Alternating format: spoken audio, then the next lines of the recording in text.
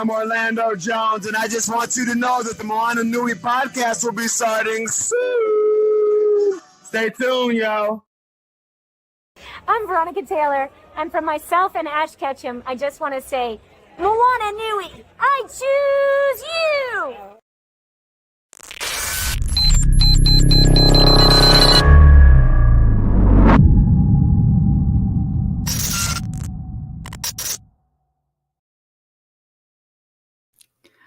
Aloha mai kako, everyone. Welcome to tonight's episode of the Moana Nui Podcast. We are here for our June segment of Develop Your Talent with our partner, the Center for Asian Pacific American Women. Tonight, we are going to be discussing Listen to My Voice and how our guests are leveraging their voice and their platforms to positively impact the world and their communities.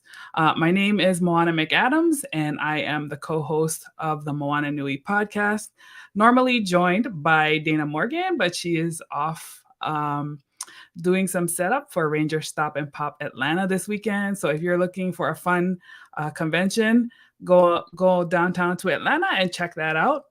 Dana will be there doing exclusive interviews with your favorite Power Rangers for the Moana Nui Podcast. It's going to be a good time. For me, I will be at AwesomeCon here in DC. So come on down to the Washington, DC Convention Center this Friday to Sunday. We'll be there with our comic book series, The Wildcard Chronicles, our children's book series, The Adventures of Nakoa and Nohea, and just really there to have fun and engage with our community and our friends. So come down and see us. AwesomeCon's always a great time. So with that said, I am going to introduce our wonderful host tonight, our friend, our fairy godmother, Sue Ann Hong. She is the CEO of the Center for Asian Pacific American Women. And as always, it is a pleasure to partner with her here on this show and all of the other wonderful things that she is doing to help the AANHPI community. So with that said, I'm going to bring Sue Ann up. Aloha, Sue Ann. Hello. It's always a privilege and an honor to be here with you and Dana. Yes. We're excited. So before we get started, I'll go ahead and introduce our panelists.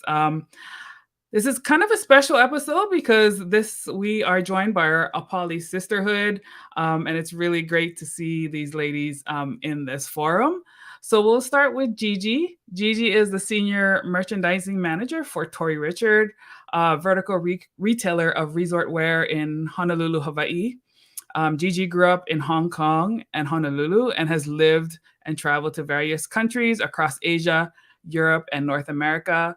She's one of the 23 women accepted into the 2023 Apali cohort, a signature leadership program by the Center for Asian Pacific American Women. Having worked in apparel merchandising for most of her career, Gigi specializes in merchandise planning and product strategies. She strives to better herself and have a positive effect to others in any way that she can.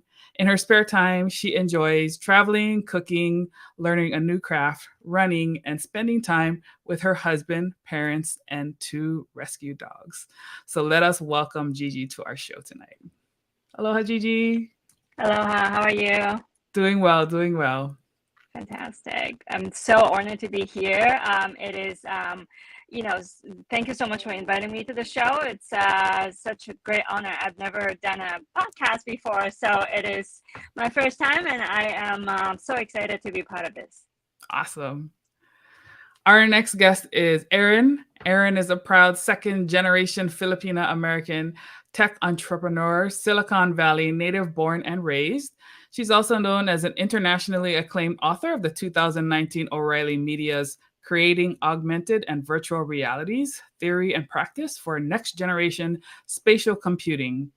Early in her career, Erin worked as official paid electoral campaign staff for Ro Khanna for Congress and Obama for America in 2012. For over a decade, Erin has been sought out to advocate serving numerous nonprofit organization boards. In 2015, she co-founded Philippine X Americans in STEAM, Science, Technology, Engineering, Arts, and Mathematics, FASTER, where she serves as the national board president. She is a UC Berkeley alumnus. Her chapbook, 16 Dimensions, composed of over a decade's spoken word and page poetry, is currently in production. So let us welcome Erin to the show as well. Aloha, Erin. Aloha. Thank you so much for having us. Yes, of course. Absolutely. It's a pleasure. And then last but certainly not least, Alice is an inventor, social entrepreneur, CEO of Solite Design and CUS95 Incorporated. She's a former professor in architecture and material technology at Columbia University and Parsons the New School. Fueled by her passion for helping the underserved, Alice invented products that address the world crisis. Her first invention, the solar puff, has impacted over 1 million people living in underserved regions worldwide.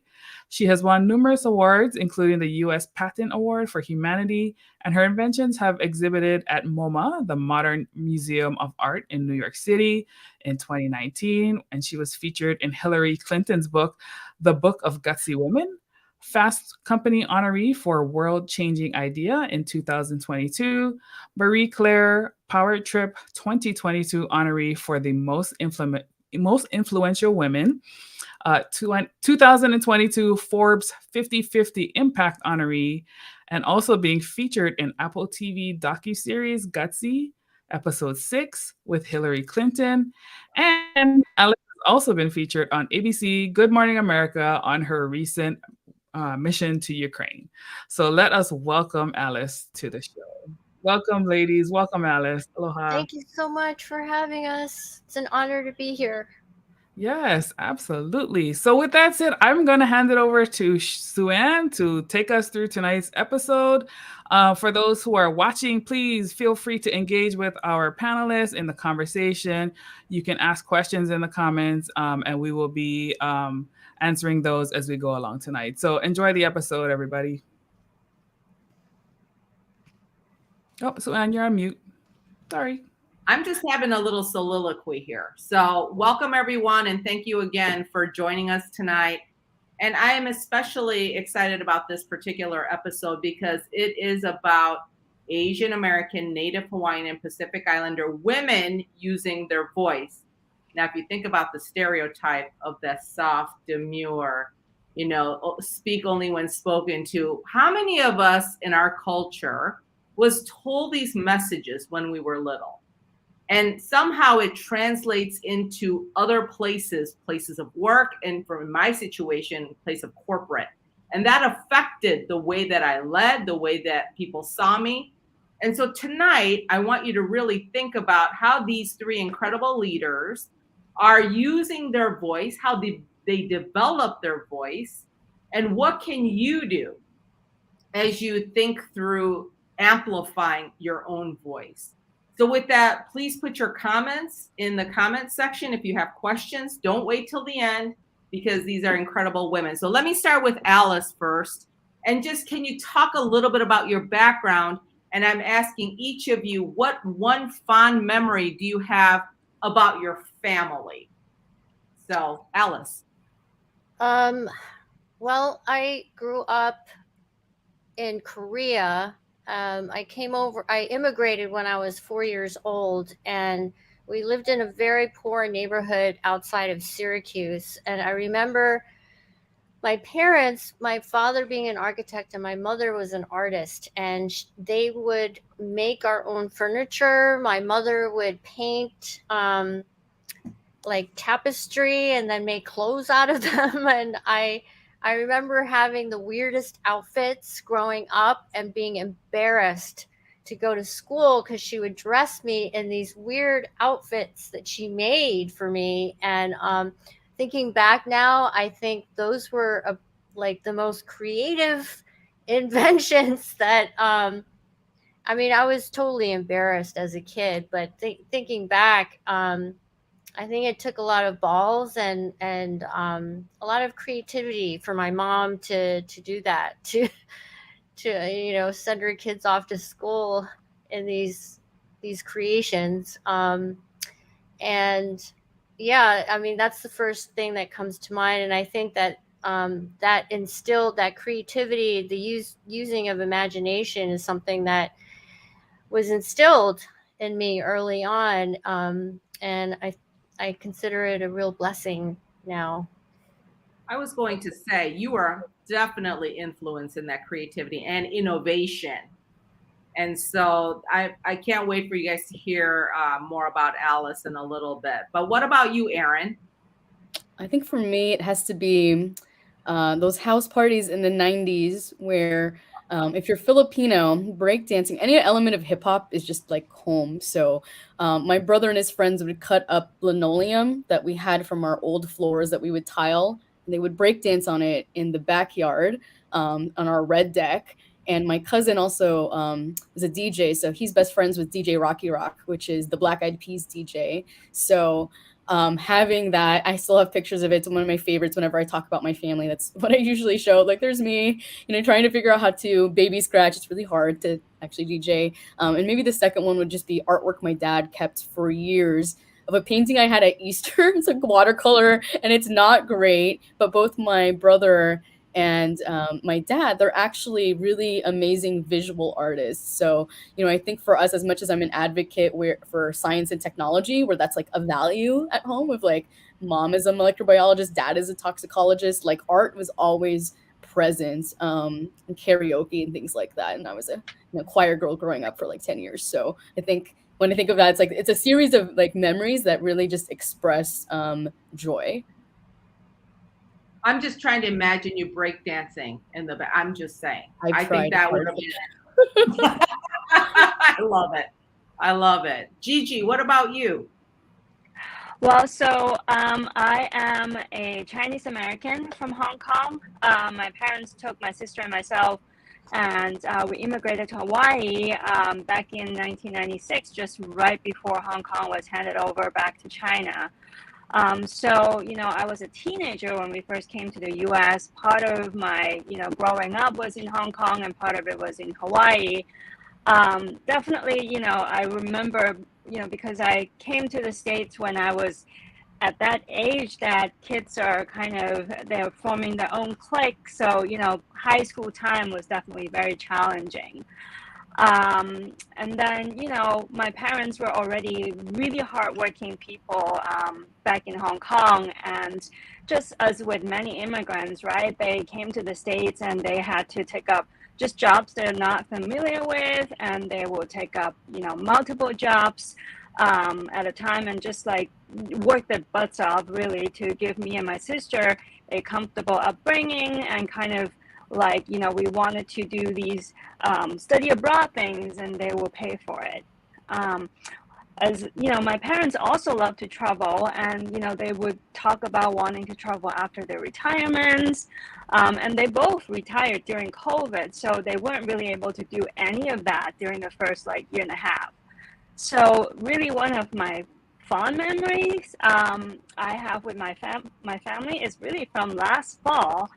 Me and my sister decided to leave the husbands, leave her kids, leave my dogs, and just took my parents to a big trip in Europe. And, we went to some of the most iconic cities, and it's really pure joy for me seeing how much my parents enjoyed it.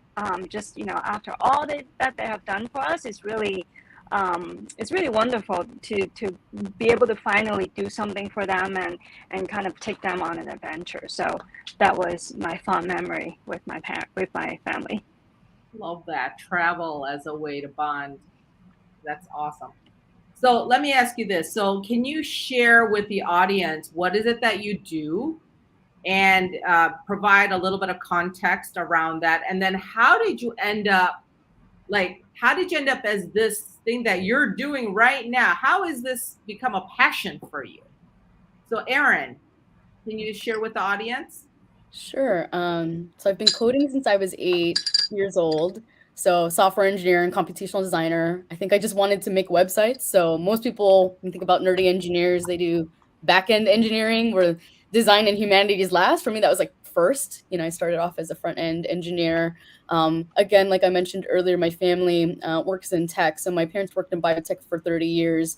My dad works on the COVID-19 vaccine. So science is a value and a way of life, not like, it's not just a belief, it's just a way of living that was just ingrained into me growing up, where my parents were like, you should double major in computer science and computational biology and get your PhD, which I did not want to do that. But, having the entrepreneurial mindset from Silicon Valley, my mom was also an entrepreneur, and she worked in R&D for startups around solving different cancers. So between that and my brother, whose early career was in games as a game tester at EA Electronic Arts and now works in health tech, having the nonprofit was so natural to me for FASTER, Filipinx Americans in STEAM, because both of my parents were so involved in the community. Like my mom was the only, I think, licensed Filipino veterinarian in Northern California, and they had every single member in biotech. So they built out their communities. Up to now, everyone's,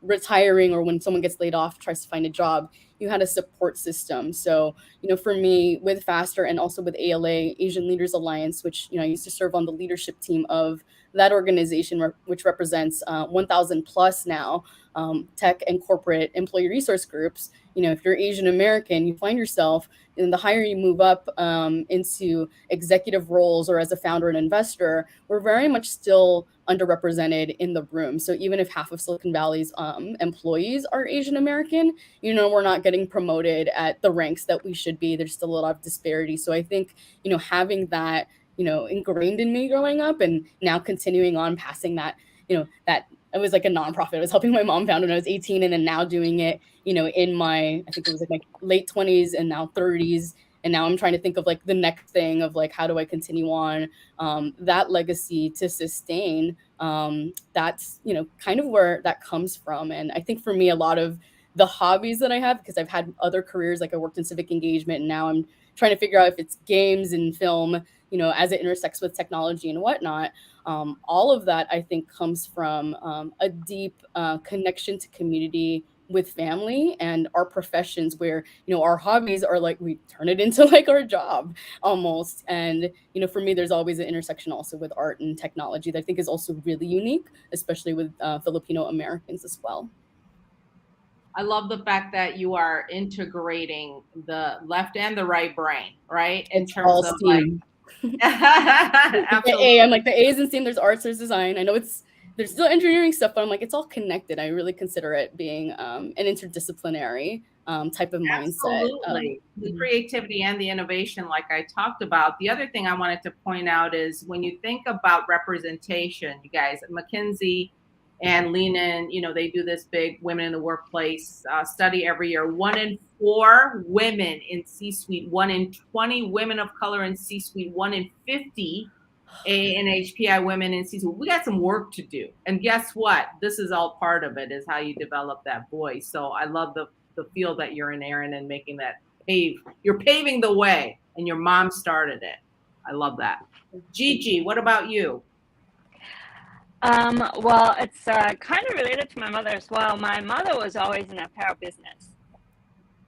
And so she worked in clothing manufacturing when she was younger, and she was a small boutique owner. She's definitely has that entrepreneur mindset, before.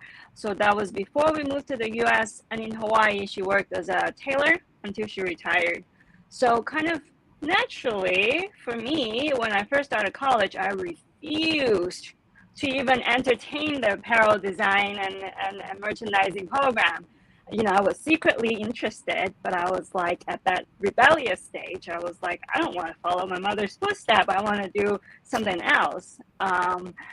So of course, then I eventually, started really taking classes in the field, and then, the rest is history. I was really interested in it, and eventually graduated with a degree in apparel design and merchandising. And I've always had my career in this field, whether it be in e-commerce. I was I definitely was in at the selling side for a while. Whatever position I was in, I was always very passionate about, the apparel and the retail industry. So, kind of landed where I am, and kind of in the merchandising field a number of years ago, and just started really growing in the direction I'm in. So so that's and I'm it's just, I can talk all about merchandising and how to kind of plan your business plan and making sure that you are maximizing your KPI. I can talk about that all day. Gigi, one thing, what took you over? You didn't want to be in merchandising. You didn't want to be in what pushed you over? What pushed me over? I think it really, I've always interested in it. It was just like kind of a, almost like a refusal. Well, this is what my mom wanted me to do. This is what my mom, think that I should do. So I don't want to do it.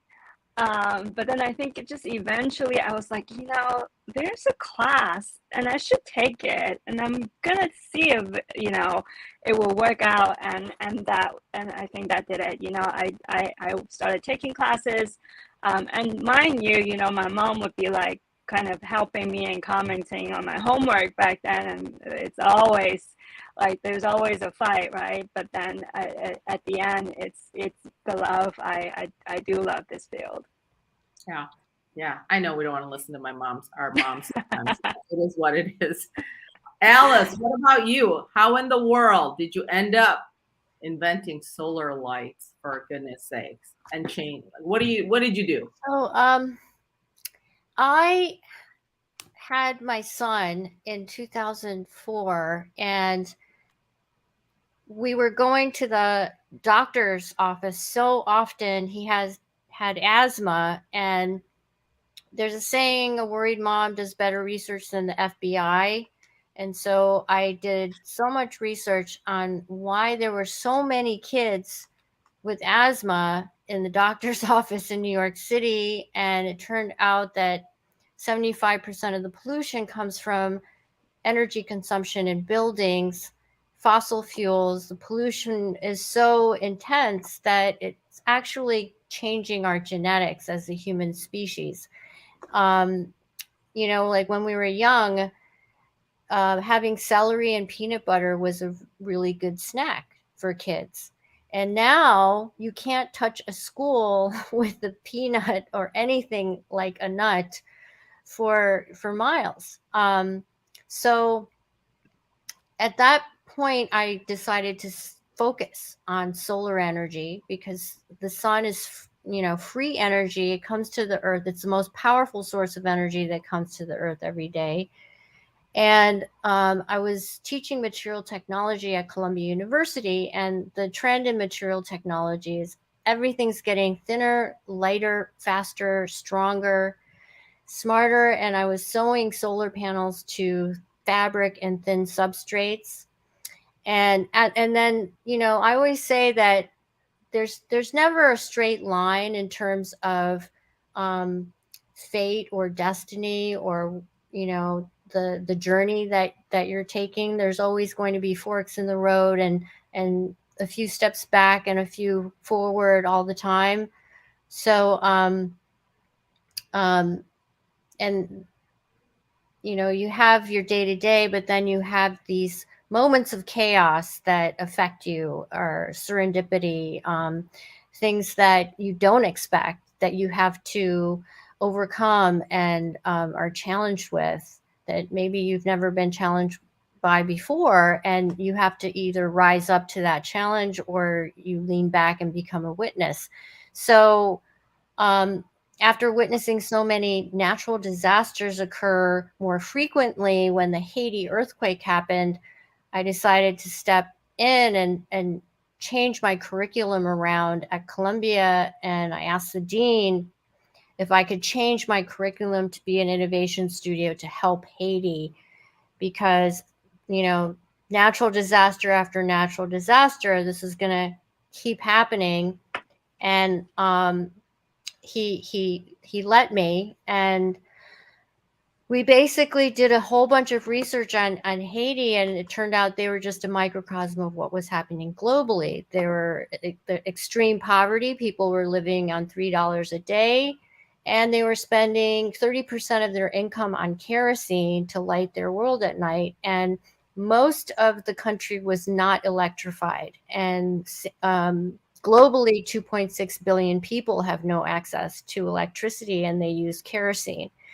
So I researched every solar light out there on the market, and they were all heavy, bulky, hard plastic, non-recyclable. And I grew up doing origami as an Asian. My mother taught me origami, and the whole idea of folding and flat packing and transforming form so that it takes up less space, so you can fit more in a carton for deployment. And I was inspired by the origami balloon. And so this one is our most recent one, which we launched today. And it basically pops open into a cube. And it also has a USB-C port to charge your phone. And it has a really big solar panel, a larger solar panel, so that you can actually harness enough energy to charge a phone. A lot of the other solar panels, solar chargers are too small, the solar area, and it would take 2 weeks to charge that battery.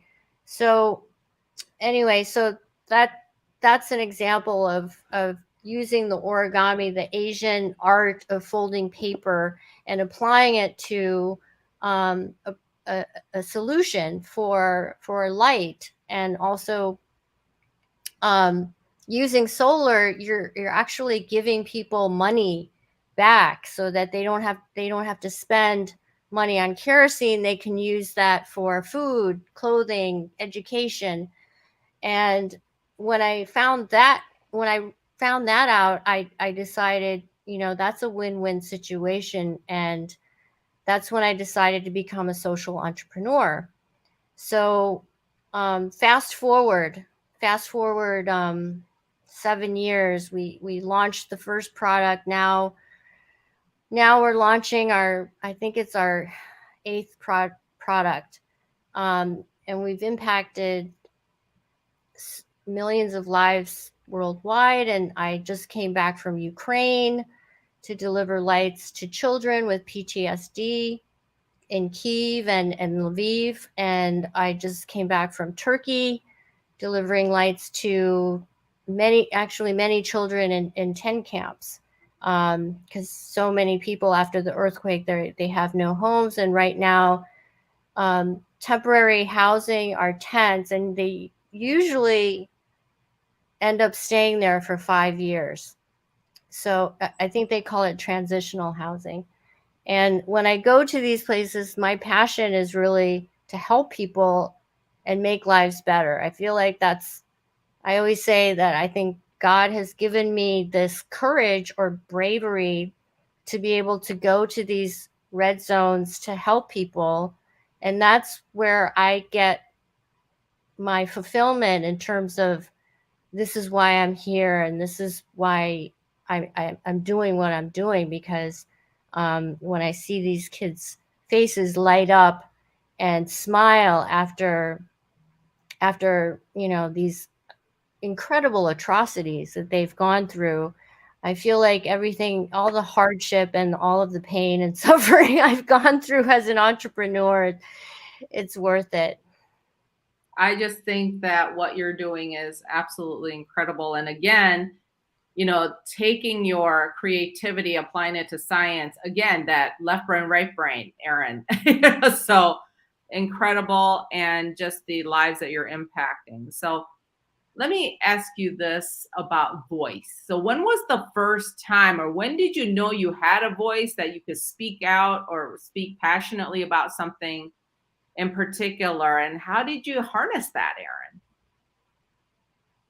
Like I said before, I've always been a singer at a young age. In Filipino, you're just taught, like, go perform with all the aunties and uncles, all the karaoke songs are at church. So that was just a practice. Spoken word and hip hop, poetry, that always it came to me, a little bit later. But that also was something we saw growing up. As an activist, I was probably the person always organizing the rallies if I wasn't behind the bullhorn, but I didn't get arrested throughout college and was it high school? And I was a journalist also. I forgot to mention that before. During my career in civic engagement, I was a journalist for Philippine News, Change.org, and Hyphen Magazine. So, doing a lot of that writing, covering politics, youth, entertainment. I think with journalism, you're taught to be like objective, like it wasn't my own opinion. But I think in the coverage and like historical documentation of like uplifting other voices of like the things that they were doing, that has always been a part of me. Like writing has always been a medium and a practice, and that changes depending on the format. So for example, television and film and screenwriting is very different than poetry. It's different than a fictional novel. It's different than a technical book that I released. I did not know my first book was going to be a technical book. I had no idea. I thought I would be writing like something like Amy Tan was like a blogger and a journalist. Like, so all of those different things, I think how I use my voice has just always translated from writing in a different medium. And then when it wasn't that writing, it was like advocacy and organizing. So even in tech, it's like when I talk about the words justice, diversity, equity, inclusion, and belonging, to me, that's like my ethnic studies in practice in what you would consider like the tech and corporate setting. Like to me, activism is defined in many different ways. It's not just protesting something where it's like, maybe that's not effective. Maybe lobbying is effective. Maybe that's not your jam. Maybe it's, direct service community work or social entrepreneurship or a nonprofit. Like there's many different ways. And so how you actively practice and activate your voice, I think it's fluid, right? It's just a matter of, during a point in time, like I think when Alice spoke about, this is what happened with, whether it's Haiti or different issues, you felt sort of that calling. And so for me, I didn't mention it before, I was an immigrant rights activist when I first started out. I organized on the DREAM Act since high school because of my mentors and because of people in my family facing deportation, and everyone's safe, and people just change their papers and fix things. But a lot of our communities are still facing real issues with that, or even housing and home ownership. I was working on Occupy Wall Street. I day trade now, but like I would be the last person you would think that would care about crypto and day trading when I was like, I was a digital organizer for Occupy Wall Street. So, I thought about in the communities, Filipino American communities, among Asian Americans had the highest home ownership rate, but also the highest foreclosure rate in 2008. So, when I think about how do I activate my voice, it's more than just, what I write and how I express myself professionally or day to day. It's also my previous careers and why I chose to do what I did, which I really wear my heart on my sleeve. Most people know that I'm pretty outspoken in that regard. But I think I just encourage, many other women, especially like you said, Asian American women and women of color. We are, basically like told to be very submissive and demure and quiet. And I just was not always those things. Or if I wasn't speaking in class, but I was like, oh, I'm writing, I'm like creating poetry or something at a young age. So yeah. I love the fact that you have all these different ways and mediums to express what it is that you're trying to do, both from a journalism, but you've got all these other, social media, speaking engagement. You have like an arsenal of things that you do to speak your mind and what's going on. Oh, sorry, that's my little Yorkie. But the other thing is, by the way, Amy Tan. Now, did you know that she actually sang in a rock band with Steve? What's his name? The one that does the horror films. And I'm like, she's in leather pants singing a rock. So I love Amy Tan. I was like, my jam record. Yes. So I actually, when I interviewed her, brought the recording of her singing. So that was really new. Never knew that. It's amazing. Wow. So, yeah, exactly. And so Gigi, what about you? Like, when did you know? First of all, before I answer that question, I really want to just say, can you guys hear me? First of all, yes, okay. Much better. Much better. Perfect. Well, we know who the newbie is, right? All good. And first of all, I really wanted to say, like the things that you do, Alice and Erin, is just amazing. I mean, and I'm all about sustainability. Living on an island and not having a lot of resources here. Everything has to be shipped here. So I just really admire what you do, Alice, and I really want to talk to you more about if there is any opportunity to kind of expand it here. But going back to how I discover how I discover my voice, I think in a way I always been using it without really realize I'm using it, like in small ways only, right? I would vote, I would participate in marches, and maybe donate and volunteer to organizations that I'm passionate about. But growing up in a Chinese immigrant household, kind of, echoing what Sue-Ann was saying earlier, pretty much I was programmed to, have a great work ethic, keep my head down, do my job well, and really avoid conflict. That's really kind of my parents' philosophy. Bless them, I love them, but that's their philosophy. I definitely am a late bloomer compared to my fellow panelists. As definitely most of my earlier work life, I would do that, work, do a good job, and go with the flow, even if there's something that bothers me. So then as I get older, I started to realize this kind of keep your head down kind of tactic really isn't going to help me get any further, I do have an opinion, I have a point of view, and I feel that I can benefit my organization by speaking up. So, luckily I do have the opportunity to work with some great mentors. And just with their encouragement, I started to just kind of little by little speaking up, and it does take efforts. And I think one of the things I did find most helpful is preparation. To make yourself heard in a meeting, you do have to know the subject matter, be prepared to ask questions and answer questions, and present your point of view eloquently to really present yourself as someone with something important to say. So, that would be kind of my growing process. I love that. And by the way, we're not going to be able to get to the topic of executive presence. I think that's going to have to be another segment. But Alice, what about you? How do you know? How did you know?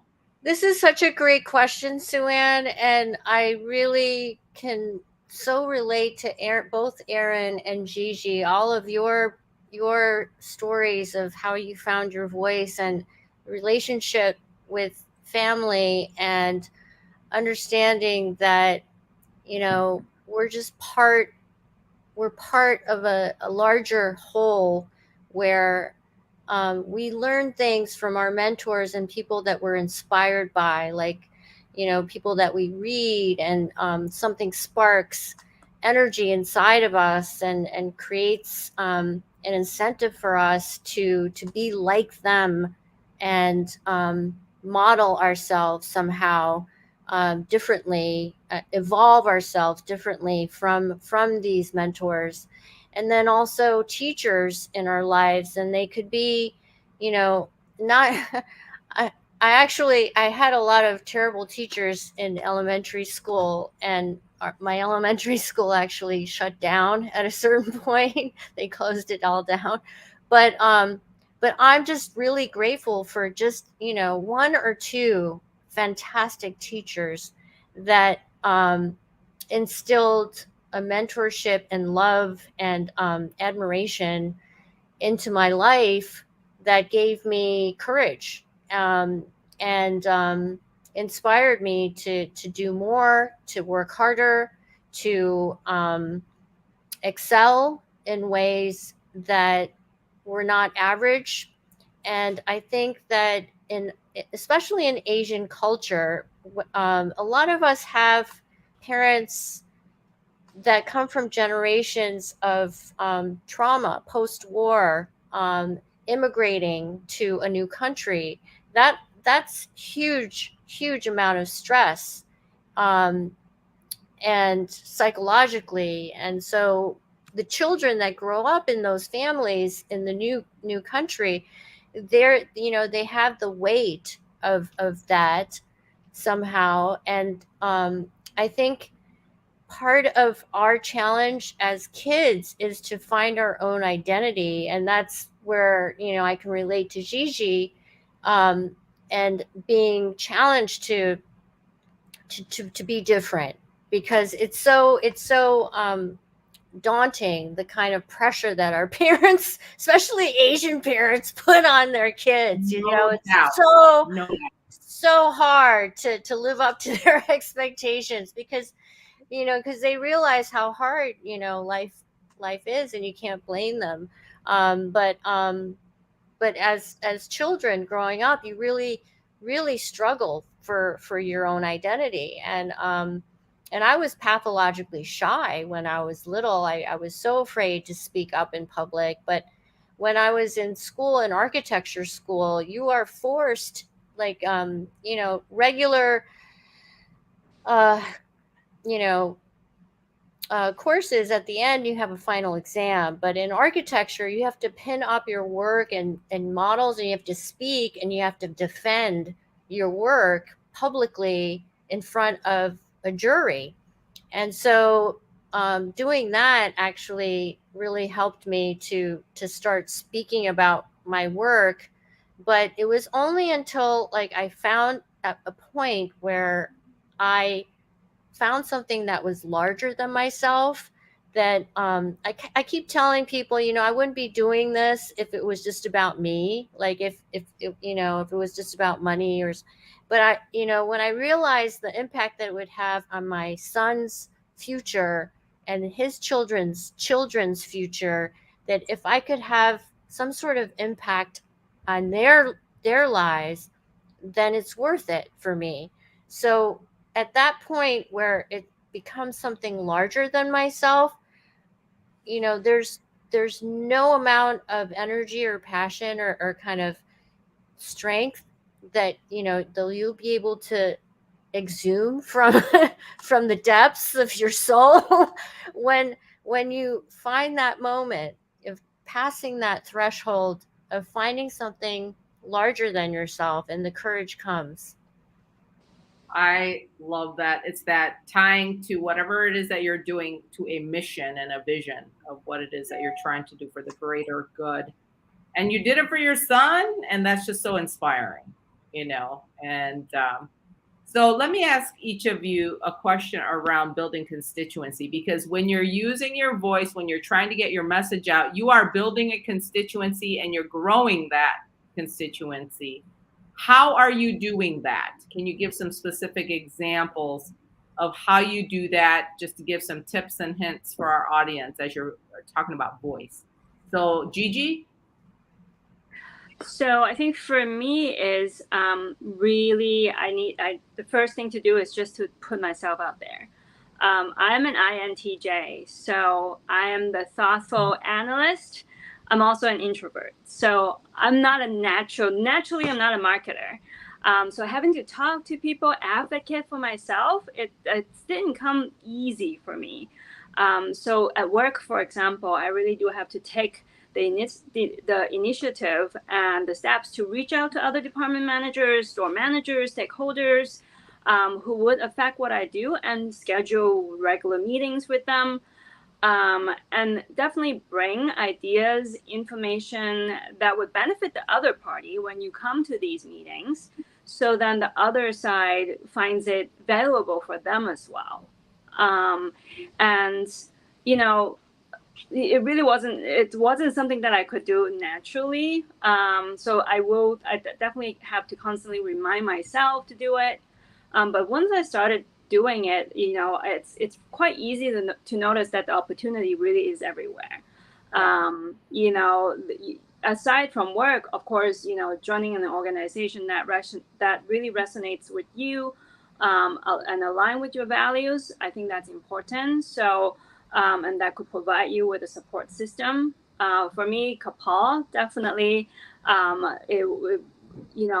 being in the Poly program, it's really open up so much. I have 20 something sisters now to kind of bounce off ideas with, utilizing social media such as LinkedIn, and really just seize any opportunities. When someone asks you to speak as a panelist at their podcast, you say yes. Even though it might be a little nerve-wracking, just put yourself out there and be kind, be friendly, and I think that's how you can build your constituency. And I appreciate you showing up, Gigi. I love it. She's like, it's the first time I'm doing it. I'm like, well, then that's a perfect start. Yeah. I love it. All right. So, Alice, what about you?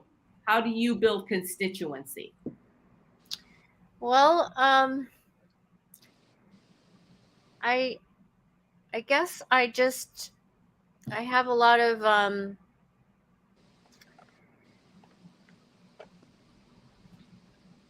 I don't know. I just try really hard to create relationships with people and be as authentic and real as possible when I'm speaking to new people or building relationships. And I try. I'm an emphatic. I mean, I'm constantly wanting to help people and learn about people. I love people so much, and it's something that is, it's a curiosity in me where I really want to find out about people's past and what they're interested in and what they like to do and what brought them to, be here. And that always helps in terms of building relationships and making long-lasting relationships and creating a bond. And also, it's an incredible, I'm realizing that it's almost essential for business, being an entrepreneur, and building a following, not because you want to be followed, but because you really just believe in what you're doing. And people are drawn to authenticity. Absolutely. And, one of the things, Alice, I remember just having a conversation with you initially, just when we first met, our initial call, is just how genuine you came across. And frankly, I like to do business with people I like. and yeah, exactly. And trust. Exactly. So, I mean, that takes a little bit of time, right, to build that trust. And it's always through that relationship, because the funding or whatever may not come, but I don't go away just because I don't get funding, exactly. Right? That's right. Yeah. So, Erin, what about you? How do you build constituency? So I think for me, as an former organizer for Obama for America, you always have a base of some community. So that can be college for me. I was involved in it was a Berkeley AAPI alumni chapter, church, beyond. Everything to me is everyone is just an extension of family. Someone that's like, if you're Asian American, you're Filipino, I'm like, oh, you're family. I'll be like, and if you don't self-identify as a person of color, I'll be like, you're and it's like my industry homie of this thing, right? And professionally, it's important to be visible. Representation is important. So, I've always been very dedicated to that work, as much as some people hate identity politics. For me, it's like, this is just a part of who I am and how I've always been taught to build community. Liberation work important is actually very essential in that regard. And with Faster, the story when I started that too, I was just trying to help students, and I was maybe going to be a meetup, at different tech companies to have some entrepreneurs or something like that come in, and we help students. So most people don't know that I did not have an employee resource group, and I did not know ALA existed at the time. We were founded around the same time, but we had no idea about each other, even though there are Filipino American employee resource groups that are housed underneath the Asian American and Pacific Islander employee resource groups. So for me, I created spaces that didn't exist before, just for folks in my own ethnic community in my industry. Like, there's a handful of us that were in AR and VR or in AI or whatever. I was just trying to collect friends, because honestly, coming in from a career in civic engagement, transitioning, I was like, I went to one conference like years before with it was for Dado Bonatao's foundation. If people don't know Dado,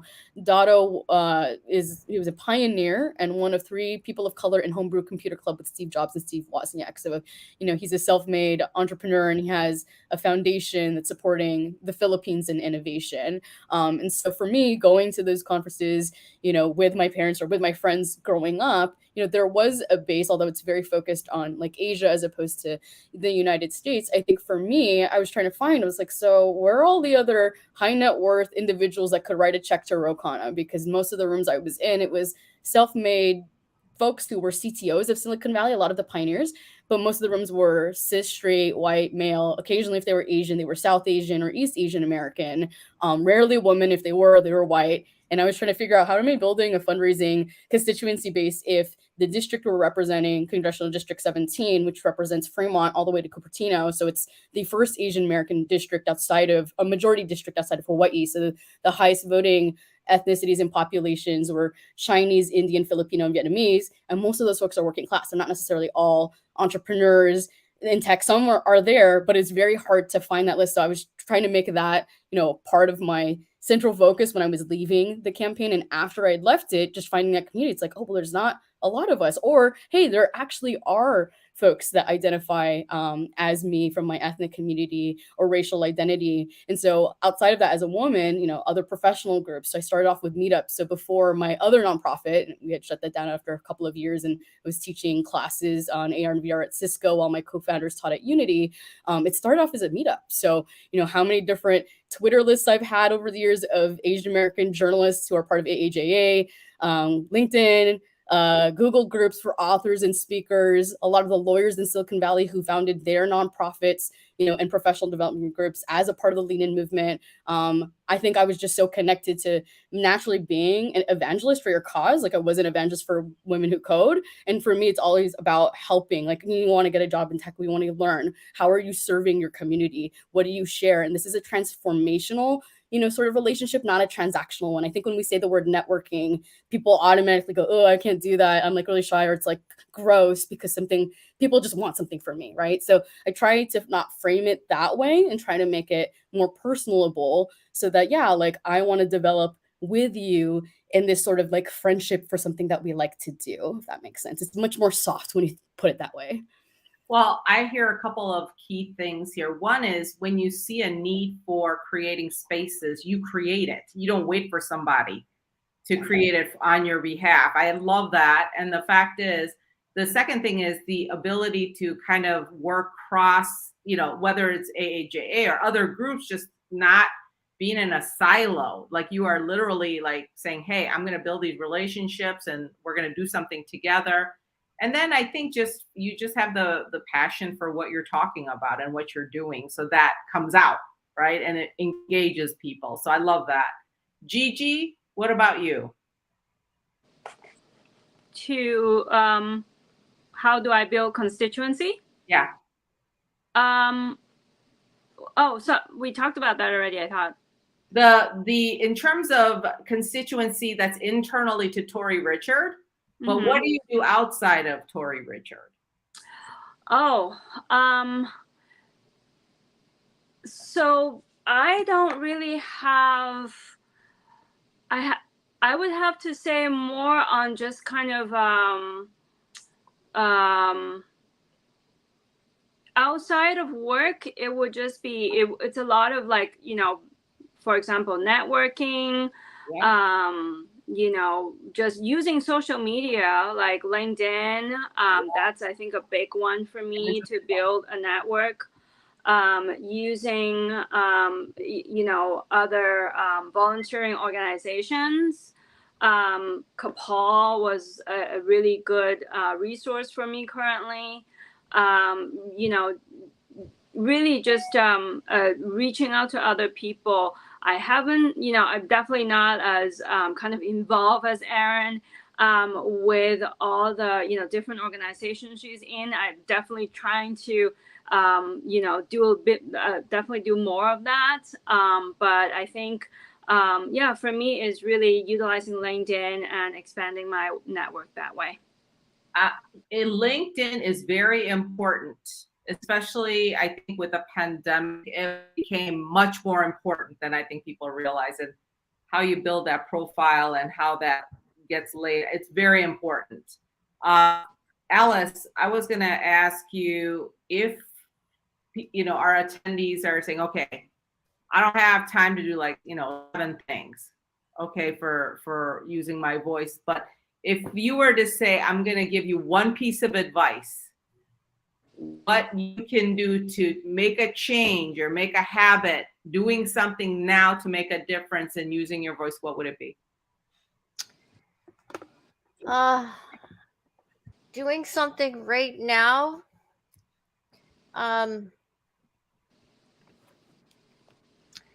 I would say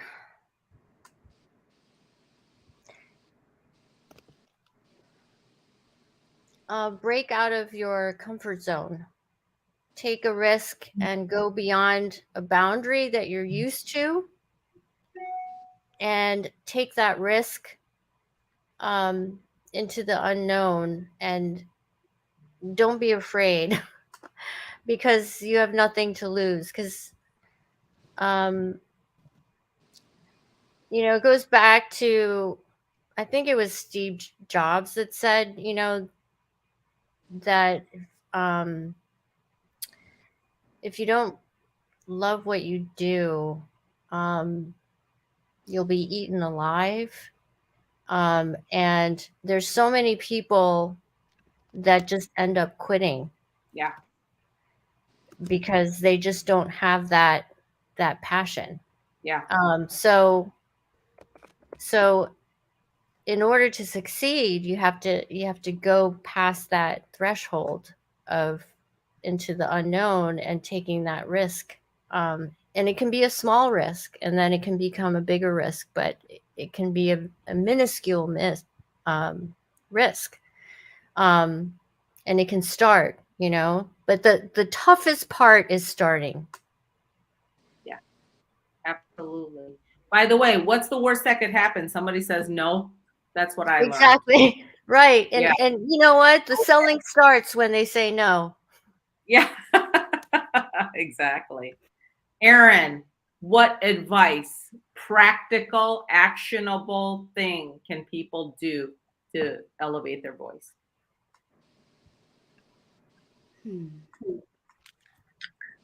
Yeah, I think everyone's always engaged on social media, like everyone has said. I think that's important. I'd like to say something about cancel culture. There's intention versus impact. Like you could intend to share something, but the impact might be perceived a different way. So I think that's something really important to think about, especially with like your professional reputation. That's something we often don't talk about. It's like a taboo issue, right? Like only positive vibes or something, right? So elevating your issue, yeah, I think just raw honesty, right? Because I know being intentional about our messaging, about any issue that we have, elevating our voice in that, it really has to come from a place of authenticity and values with the work that you have. And sometimes I don't post everything that I feel. I used to do that all the time because I did work in a campaign, and campaigns kind of, they control you with messaging. They have to, right? Otherwise they have to do damage control work. So try your best to breathe and have some tact when you're like trying to elevate the message. Really think critically about what it is that you're sharing. So you don't want something that you're saying to fall on deaf ears or sound angry or not constructive or reactive. So like elevating your voice is really thinking about refinement, I think, and what it is that you're trying to share in your messaging. Absolutely. Intentionality about what it is. I always say, people can remember 3 things, but I can't remember like 7. Right? So I think that just honing it to keep the main thing. I think those are important things, especially working at corporate. That was really important. Gigi. For me, I think, if in a corporate setting, stop doubting yourself. I think self-doubt is, it's definitely easier said than done, but, we're always our, biggest saboteur, right? So, you're always telling like thoughts like, oh, well, I don't want to sound stupid, or, someone else probably has the same idea already. Like that kind of thoughts, I think, would bubble up whenever you want to speak up at a business setting. for me especially too, with English being my second language, is kind of like, for a big part of my career was like, my goal is to not stand out at a meeting, right? Like just trying to hide. So I think for somebody who is kind of starting, I would say start with something small. Just, it could even just be asking a question or bringing up something, even agreeing with somebody, something that you find agreeable, but kind of adding on to it. Just little by little, just baby steps. And so with that, you started feeling like, well, that's not so hard. And then more and more you can, really start to speak your mind. And, over time, then it will become easier to sort of share your bigger ideas or even voice an objection, right? That's usually the hardest part. And I think too, when you have something that in your mind that you want to present, definitely, bounce off, use your peers, right? Use your peers, your mentor, your colleagues, someone that you can trust, bounce off ideas with them, get a sense check if you can, and, so that you can build that support and confidence once you have to be in the big meeting and present that idea that you have. Absolutely. Preparation, right, Gigi? Absolutely. Yeah. And I love, Erin, what you said about the fact that, you don't necessarily want to post everything that you're thinking. That is probably not a good strategy. I was like, I no longer work in campaigns. I'm just going to say everything and I don't care. And people be like, yo, are you thinking about like editing what you're saying? And I was like, no. I need lessons from you, Erin, because like I had angry email chains. I used to just vent like, oh, I don't do. When do I look at some of this social media? Oh my gosh, we got to get rolling on social media, Alice. But we got the network to help, right? So this is a good thing. So everyone, can you believe we're already at time? These are incredible. I told you, these are incredible leaders who are doing some amazing things in their community, in their company, their organization. And I want you to make sure you take away at least one thing you can actually do to get your voice heard and to amplify. So I hope that you enjoyed tonight's segment. And with that, thank you to my amazing, amazing panelists, my Apolli cohort 2023. Yes. And, I'm just very incredibly honored and proud to have them in our cohort. So with that, Moana. Thank you so much. That was such a wonderful conversation. A little bit of activism, a little bit of rebellion. I'm all about that. And I really like the point that Erin made about, creating the spaces that you want to exist. I mean, that's really why this podcast exists, because I wanted to have more platforms for the Asian American Pacific Islander community. And of course, with more of a focus and elevation for the Native Hawaiian and Pacific Islanders, because it is a minority in a minority. So thank you, ladies, my fellow Apolli sisters. Always wonderful to hear all of the great things that you all are doing. And thank you to Sue-Ann for creating this community. It is constant inspiration. And just, motivation to keep going and expanding your platforms and helping each other, as we go about our journeys in this world and where it takes us. So thank you all for joining us tonight. To our viewers, thank you for tuning in. Saw you guys popping in tonight. Thank you so much for listening in, and be sure to like and subscribe, share the episode if you know some folks who could appreciate this message and maybe need a little bit of fire under the butt to use their voice and take that jump, take the leap. It's okay. Like, this is a panel full of people who did it and kind of defied the odds of what we have been kind of programmed to do. So thank you all for your bravery. Next week, we are going to be talking about think we're doing reviews on the Spider-Verse movie, which I haven't seen yet, but I'm excited to see that. So we're going to a little bit of pop culture fun next week. So tune in for that. But with that said, thank you, ladies. I hope you guys have a wonderful weekend, and we will talk to you guys soon. Take care, everybody. Thank you. Thank you, Moana, Suyan, Erin, Gigi. Peace.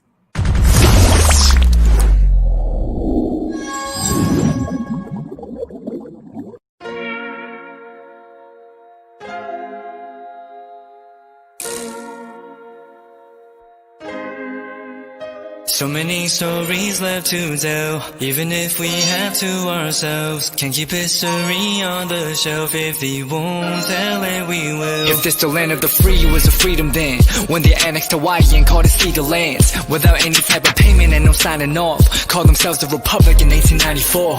1.2 million acres overtaken from the native Hawaiians. When they resisted, the West retaliated in violence and erasure. The Hawaiian language was banned as part of colonialism's plan to expand, yeah. Stuck between a rock and a hard place. Multiple bombings of Kaho'olawe as a part of their ongoing war with Asia. Used it as a place for target practice. No consent or compensation. Colonizers call for annexation. No work out for all the locals. School will never let you know. So many stories left to tell, even if we have to ourselves. Can't keep history on the shelf. If we won't tell it, we will. Too many stories left to tell, even if we have to ourselves. Can't keep history on the shelf. If we won't tell it, we will. We will. So if we put Hawaii into perspective, well, Black and Asian history is interconnected. Considering the fight with the Pacific, then of course, versus Asia, they was treated as a middleman for war, but didn't let the Western colorism run its course, cause dark skin was a sign of dignity to core. The land was taken in the name of capitalism, when prior to it was an actual kingdom. Clap back at the system. Stuck between a rock and a hard place. Multiple bombings of Kaho'olawe as a part of their ongoing war with Asia. Used it as a place for target practice. No consent or compensation. Colonizers call for annexation. No work out for all the locals. School will never let you know. So many stories left to tell, even if we have to ourselves. Can't keep history on the shelf. If we won't tell it, we will. Too many stories left to tell, even if we have to ourselves. Can't keep history on the shelf. If we won't tell it, we will. So many stories left to tell, even if we have to ourselves. Can't keep history on the shelf. If we won't tell it, we will. Too many stories left to tell, even if we have to ourselves. Can't keep history on the shelf. If we won't tell it, we will. We will.